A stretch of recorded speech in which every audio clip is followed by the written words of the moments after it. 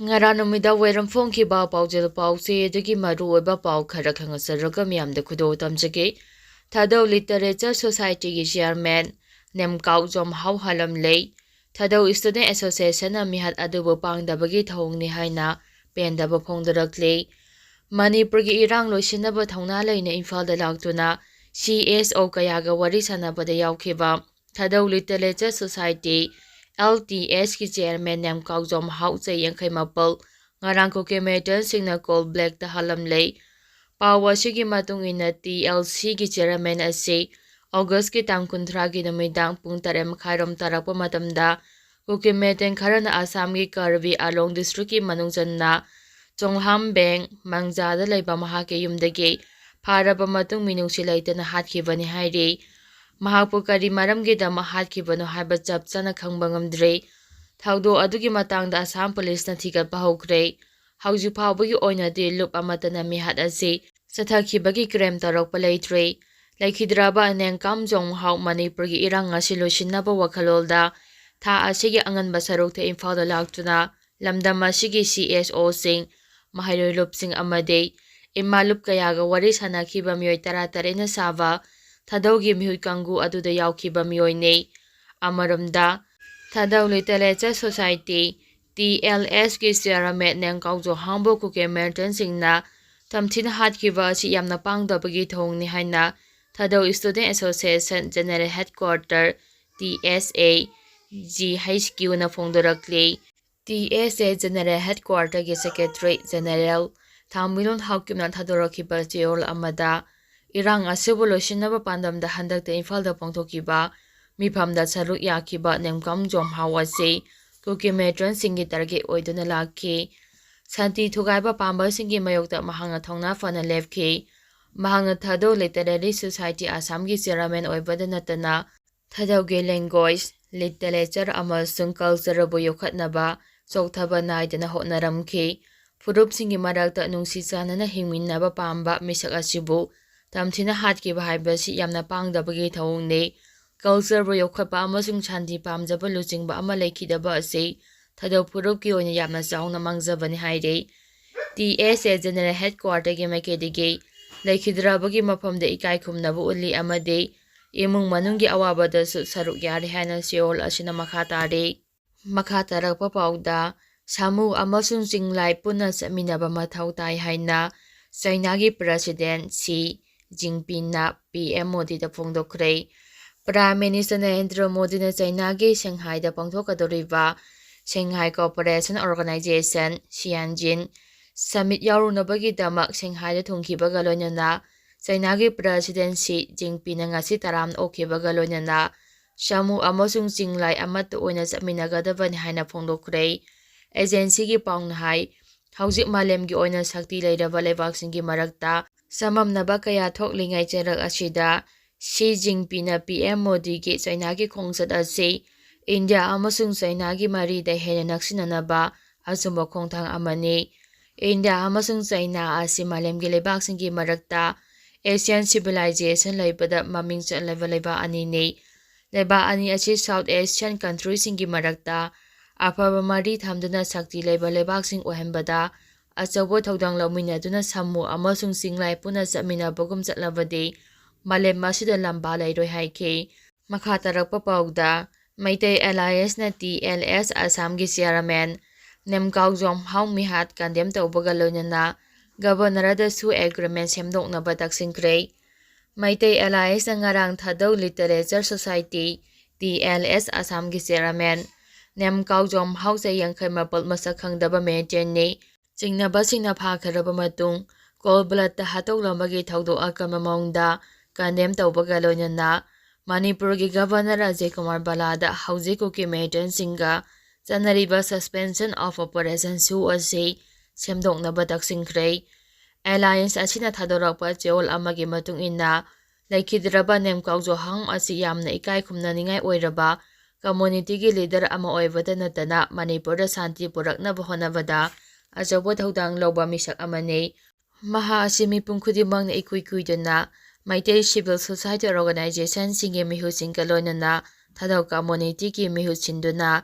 Road to Peace haiba Imphal pangthokpa Shanti mifamda achauba thodang yaduna Manipurda Shanti amasung justice purakhiba miyoi haiki. Tirol asina makha taraduna hai jomhau haikibagi thodo ase alliance asina tarane logde mihat asi icham chamba miyoi amada pangthokiba thawong nate thodo adu Shanti puraknaba honariba aikhoi mausel nungsinanaba hingminanaba honariba amadi awang nopokta democracy gi mahau leina hingnaba honaribasingi mathakta chathakiba crime makhala amani Seoul asina makhata na hai suda lairiba Kukyo National Army KNA gumba militant organization amana suge framework amadi gora rules sing thugatina makhoina tongningba maungda tawriba asi center amasung state lengana kupna yengsimpham thoi masigi mathakta suda lairiba Kukyo militant singi umbrella organization oiriba Kukyo National Organization KNO amasung United People's Front UPF na haujusu Manipurda thokliba crisis asida shoge signatory sing oina leiragasu asakpa maida thau haijimagum daure hiram khudima asi state amasung union government na kupna yengsinduna Kukyo militant singa tongnariba su agreement asi February 2023 da loikraba phawbada renewal tawbagi wafam ngasi phawba phongdoktuna leire amaramda Manipur state palamba popular government adunasu house da su agreement makhatana sangthabagi wafam asi oppose tawkhiba leikre maramde suda leiriba Kukyo militant singna group rules sing thukaiduna Manipur da achaubu irang thoanduna lakli alliance asina haujik Manipur asi Podasidi rule leiragasu governor na luchingduna government oina paliba state amani maram asina athuba matamda Kukyo militant singa su agreement sign tawnariba asi semdoknaba appeal tawrakli makha tarakpa pawda Churachandpurda drug konana miyoi ani fare Churachandpur district ki Singhal police amadi 53 suba Assam Rifles na brown sugar ni jingnaba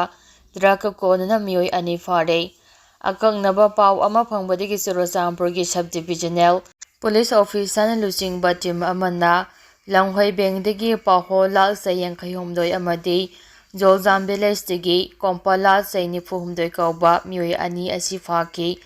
makhoibo wahang pahong tawbada sapon cap punmari da haptuna thamlamba brown sugar fagatpa ngamkhibani hairi makha tarakpa pawda Tomtomsana police na faraga numit 15 gi jail da thajingkhre mamangda pangthokiba inner Manipur parliamentary constituency gi mikhalda mirep oikiba Tomtomsana ngasi nungthil Thoba district ki Khangbo area dagi Imphal West district police na fakhre mahakpa he phabaga duty magistrate amada puthoklaba matung numit 15 gi oina judicial custody haide jail da thajingkhre makha tarakpa pawda Thadou Luchingba Mihat jomhau tamthina hatlamle kana condemn tongnarakli chenabani haiba miyoi taruk fagatkhre haukiba August 3 ta Imphal da pangthokiba Thadou MP gi Manipur gi mehusing yauna phurup asigi luchingba kayaga loinana Manipur gi civil society singi apunba mehukangu amaga wari sanakhiba aduda yaukhiba Thadou Luchingba Mihat jomhau Assam gi Karbi arongda leiba mahaki yumda Kukyo militant singna faraba matungda tamthina hatuklamle haire Thadou Luchingba amabu tamthina hatkiba thodo adubu tonganba lupsingna akanba mawngda condemn tongnarakle Karbi alongi manjadagi Mihat jomhau hatpada chenabani haiba miyoi taruk Assam police na fare haire thodo aduga marilanina Assam police na phagakraba miyoi taruk adude Samsan Kuki Jangpung Hangse Mangyo Singlau Thangboi Mar amasung Kakap leina thang loinana atopa miyoi amagani haire makha tarakpa pawda Kuki singna Jarama road haina khangnariba lambi asida drug puthok pusin tawbagi report lai SP Kuki singna Jarama road haina mingthonjaba Churachandpur kangpokpi samnaba lambida drug puthok pusin tawbagi report lai haina NAB Narcotics and Affairs of Border gi SP Watham Basu Singhana Fongdokre wafam asi ngasi Manipur Press Club ta saso Social Awareness Service Organization na sinduna 1 week family Driban by Hope haiba team asida pangthokiba International Overdose Awareness Day gi thoramda saruk yaba lakhiba SP Watham Basu na pangmising na hangba wahangi pakum oina phongdolamkhibani